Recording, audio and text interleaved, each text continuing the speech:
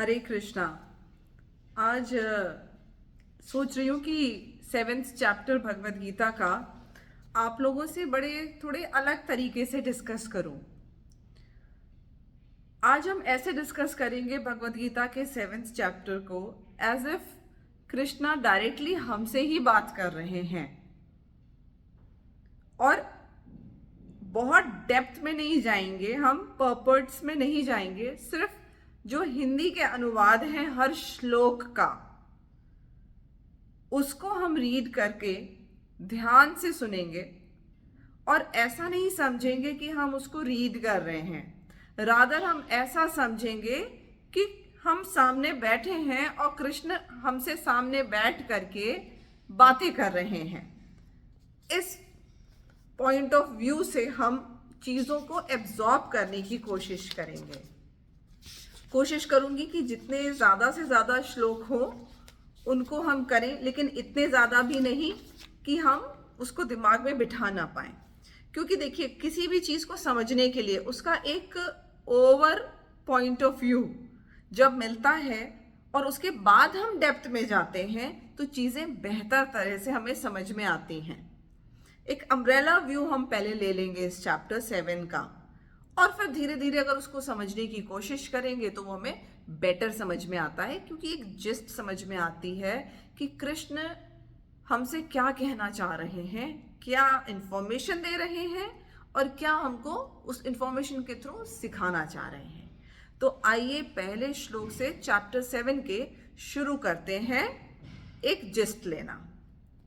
तो कृष्णा आपसे आज कह रहे हैं, हे पृथापुत्र, अब सुनो कि तुम किस तरह मेरी भावना से पूर्ण होकर और मन को मुझ में आसक्त करके योगा अभ्यास करते हुए मुझे पूर्णतया संशय रहित जान सकते हो।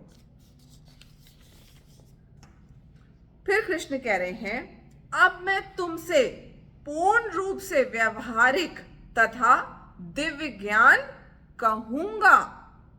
इसे जान लेने पर तुम्हें जानने के लिए और कुछ भी शेष नहीं रहेगा। मतलब वो आपको एक बेसिक ऐसा ज्ञान दे रहे हैं, रूट, जैसे किसी प्रॉब्लम का आपको रूट कॉज बता दिया जाए कि दिस इज द कॉज, उस कॉज को ही आप स्टॉप कर देंगे अगर, तो बाकी सारी प्रॉब्लम अपने आप खत्म। तो वैसे ही कृष्ण कह रहे हैं, अब ये जानने के बाद तुम्हारे लिए जानना कुछ शेष नहीं रह जाएगा।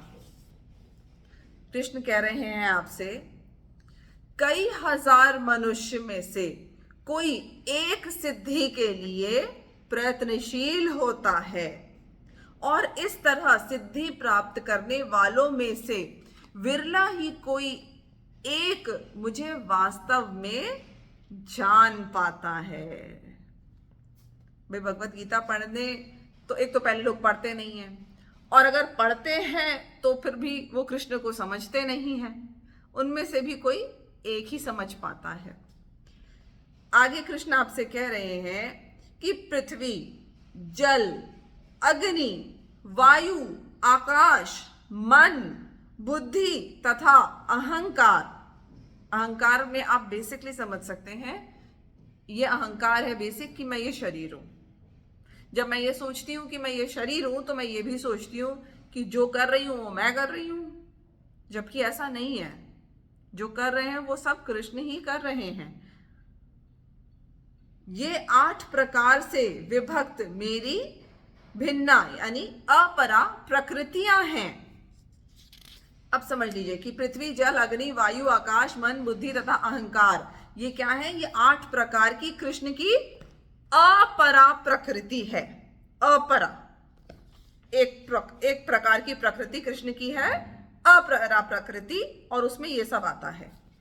आगे कृष्ण आपसे कह रहे हैं, हे महाबाहु, इनके अतिरिक्त मेरी एक अन्य, जो अभी बताया, इसके अलावा मेरी एक अन्य परा शक्ति है जो उन जीवों से युक्त है जो इस भौतिक अपरा प्रकृति के साधनों का विदोहन कर रहे हैं। क्या समझा रहे हैं कृष्ण? कि इसके अतिरिक्त मेरी एक और शक्ति है जो उन जीवों से युक्त है, मतलब मैं जीव हूं और वो उस शक्ति से मैं युक्त हूं, मतलब आत्मा, जो इस भौतिक अपरा प्रकृति के साधनों का विदोहन कर रहे हैं, मतलब यूज कर रहे हैं। जो पृथ्वी पे साधन हमें मिल रहा है भोग करने को, वो डेली हम कंज्यूम कर रहे हैं, इस पृथ्वी पे रह रहे हैं। जल हम यूज करते हैं, वायु को हम यूज कर रहे हैं, सनशाइन हम यूज कर रहे हैं, और ये शरीर में वो कॉन्शियसनेस बैठी हुई है। तो वो कृष्ण की दूसरी प्रकृति है। पहली, ये जो आउटर वर्ल्ड दिख रहा है, वो पहली शक्ति है कृष्णा की। क्या कहेंगे उसे? अपरा प्रकृति। और जो दूसरी शक्ति है, दैट इज आवर कॉन्शियसनेस, वो कृष्ण की दूसरी शक्ति है। दो तरह की है। आगे कृष्ण कह रहे हैं, सारे प्राणियों का उद्गम इन दोनों शक्तियों में है। इस जगत में जो कुछ भी भौतिक तथा आध्यात्मिक है, भौतिक तथा कॉन्शियसनेस आध्यात्मिक है, उसकी उत्पत्ति तथा प्रलय मुझे ही जानो। हे धनंजय, मुझसे श्रेष्ठ कोई सत्य नहीं है। जिस प्रकार मोती धागे में गुथे रहते हैं, उसी प्रकार सब कुछ मुझ पर ही आश्रित है। सब कुछ कृष्ण पे आश्रित है। हे कुंती पुत्र, मैं जल का स्वाद हूं, सूर्य तथा चंद्रमा का प्रकाश हूं, वैदिक मंत्र में ओंकार हूं, आकाश में ध्वनि हूं तथा मनुष्य में सामर्थ्य हूं। मैं पृथ्वी की आदि सुगंध हूं और अग्नि की ऊष्मा हूं। मैं समस्त जीवों का जीवन तथा तपस्वियों का तप हूं। हे प्रथापुत्र, यह जान लो कि मैं ही समस्त जीवों का आदि बीज हूं, बुद्धिमानों की बुद्धि तथा समस्त तेजस्वी पुरुषों का तेज हूं। मैं बलवान का कामनाओं तथा इच्छा से रहित बल हूं। हे भरत श्रेष्ठ अर्जुन, मैं वह काम हूं जो धर्म के विरुद्ध नहीं है। तुम जान लो कि मेरी शक्ति द्वारा सारे गुण प्रकट होते हैं, चाहे वे सतोगुण हो, रजोगुण हो या तमोगुण हो। ये तीनों कृष्ण से आते हैं। एक प्रकार से मैं सब कुछ हूं, किंतु हूं स्वतंत्र। मैं प्रकृति के गुणों के अधीन नहीं हूं, अपितु वे मेरे अधीन हैं। ये तीनों जो प्रकृति के गुण है ना, सतोगुण, तमोगुण, रजोगुण, ये कृष्ण पे इफेक्ट नहीं डालते हैं। कृष्ण को इससे कोई फर्क नहीं पड़ता है। तीन गुणों सतो, रजो तथा तमो के द्वारा मोहग्रस्त यह सारा संसार मुझ गुणातीत तथा अविनाशी को नहीं जानता। प्रकृति के तीन गुणों वाली इस मेरी दैवी शक्ति को पार कर पाना कठिन है, किंतु जो मेरे शरणागत हो जाते हैं वे सरलता से इसे पार कर जाते हैं। अपना ही सेट किया लेसन कृष्णा का, उनका हम नहीं समझ पाते। पर ऑब्वियस ही बात है, जिसने वो क्वेश्चन पेपर सेट किया, अगर हम उसी टीचर के पास पहुंच जाएं तो हमें क्वेश्चन पेपर समझ में आ जाएगा ना, क्योंकि उन्होंने ये क्वेश्चन पेपर बनाया है।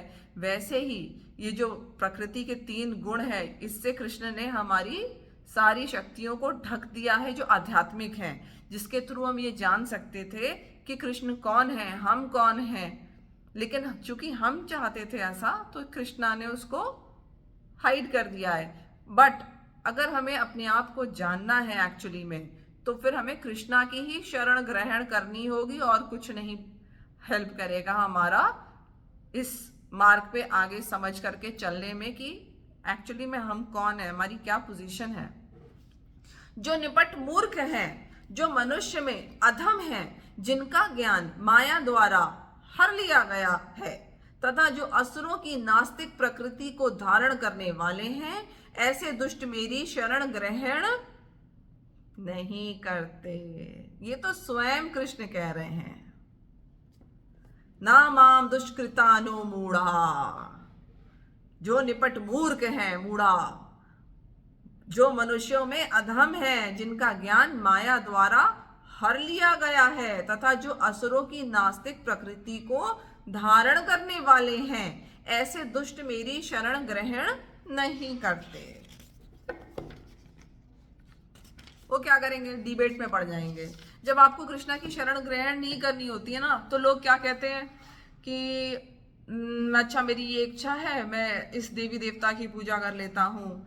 अच्छा, ये कौन सा शास्त्र प्रूफ करेगा कि कृष्णा श्रेष्ठ है, कि देवी माँ श्रेष्ठ है, कि भोलेनाथ श्रेष्ठ है? वो क्या है ना, कंपैरिजन की दौड़ में चले जाएंगे। फिर क्या कहेंगे कि ओहो, आपने शिव जी को श्रेष्ठ नहीं बोला, आप तो गलत बोल रहे हैं। आपने देवी माँ को श्रेष्ठ नहीं बोला, आप तो गलत बोल रहे हैं। आप कृष्ण को श्रेष्ठ बोल रहे हैं, ये कौन साबित करे? आपको मानना नहीं है, इसलिए हम तर्क पे तर्क देना चालू कर देते हैं। जब तक हम सत्य को समझने की जरूरत नहीं है, यहाँ सत्य पे चलने की जरूरत है। सत्य अपने आप समझ में आ जाएगा, अपने आप दिखने लग जाएगा। यहाँ किसी को कोई, इवन कृष्णा शिव जी को या माँ दुर्गा को बड़ा या छोटा नहीं कहते हैं। वो कहते हैं बस ठीक है, तुम चलते रहो, अपने मार्ग पे चलो, तुमको अपने आप सत्य प्राप्त होगा। उन्होंने कंपैरिजन कभी नहीं किया। पर हम मनुष्य हमेशा उल्टी दिशा में, क्यों? क्योंकि हमें सही दिशा में जाने का मन नहीं करता है। अंदर से पता है तो सही रास्ता ये है, पर हम चलना नहीं चाहते, तो हम भटकने लगते हैं, अलग अलग ऑप्शंस ढूंढने लगते हैं। आगे की बात कृष्ण कह रहे हैं आपसे, हे भरत श्रेष्ठ, 4 प्रकार की पूर्ण आत्मा मेरी सेवा करते हैं, आर्थ, जिज्ञासु, आर्थी तथा ज्ञानी। इसको थोड़ा सा समझा देती हूं क्योंकि कठिन शब्द हैं। प्रभुपाद कह रहे हैं, इन लोगों की 4 श्रेणियां हैं। वे जो पीड़ित हैं, वे जिन्हें धन की आवश्यकता है, वे जिन्हें जिज्ञासा है, और वे जिन्हें परम सत्य का ऑलरेडी ज्ञान है। ये 4 श्रेणियां हैं जो कृष्ण को पूजती हैं, भजती हैं, फॉलो करती हैं। इनमें से जो परम ज्ञानी है और शुद्ध भक्ति में लगा रहता है, वह सर्वश्रेष्ठ है, क्योंकि मैं उससे अत्यंत प्रिय हूं और वह मुझे प्रिय है। क्योंकि ज्ञान के साथ वो कृष्णा को जान रहा है ना, ऐसी इमोशनल फूल की तरह नहीं। निस्संदेह ये सब उदार चेत व्यक्ति हैं, किंतु जो मेरे ज्ञान को प्राप्त है उसे मैं अपने ही समान मानता हूं। वह मेरी दिव्य सेवा में तत्पर रहकर मुझ सर्वोच्च उद्देश्य को निश्चित रूप से प्राप्त करता है। अनेक जन्म जन्मांतर के बाद जिसे सचमुच ज्ञान होता है, इंपॉर्टेंट पॉइंट, वह मुझको समस्त कारणों का कारण जानकर मेरी शरण आता है। ऐसा महात्मा अत्यंत दुर्लभ होता है। अनेक जन्म जन्मांतर के बाद जिसे सचमुच ज्ञान होता है, वह मुझको समस्त कारणों का कारण जानकर मेरी शरण में आता है। ऐसा महात्मा अत्यंत दुर्लभ है। मतलब कि सोचिए, जो लोग भगवान कृष्ण की शरण में चले गए हैं, वो कई जन्मों से और भगवान की, देवी देवताओं की या ज्ञान अर्जित करने की कोशिश करते रहे हैं, भक्ति भगवान की, दूसरे भगवानों की करते रहे हैं। वो सीढ़ियां थी, वो कर्मकांड सब उनके स्टेयरकेस थे, जिसपे वो चढ़ करके अब फाइनली कृष्ण की भक्ति तक पहुंच पाते हैं, क्योंकि वो ज्ञान ऑलरेडी अर्जित कर चुके हैं। तो यानी कि ज्ञान का विलय श्री कृष्ण में ही होगा। आप चाहे जितने जन्म बिता लें, ये आपकी मर्जी है। जिनकी बुद्धि भौतिक इच्छाओं द्वारा मारी गई है, वे देवताओं की शरण में जाते हैं और वे अपने अपने स्वभाव के अनुसार पूजा के विशेष विधि विधानों का पालन करते हैं। ऐसा नहीं है कि हम एक्चुअली में देवी देवताओं को खाली फॉलो करना चाहते हैं और भक्ति करना चाहते हैं और मुक्त नहीं। क्या होता है ना, हम तब फॉलो करते हैं देवी देवताओं को जब हमारी भौतिक इच्छाएं होती हैं। हम चाहते हैं कि हमारे डिजायर्स पूरे हो जाएं, तो हम देवी देवताओं के पीछे पड़ जाते हैं, क्योंकि डिजायर्स फुलफिल हो सकती हैं। अब कृष्ण कह रहे हैं, मैं प्रत्येक जीव के हृदय में परमात्मा स्वरूप स्थित हूं। जैसे ही कोई किसी देवता की पूजा करने की इच्छा करता है, मैं उसकी श्रद्धा को स्थिर करता हूं। जिससे वह उसी विशेष देवता की भक्ति कर सके।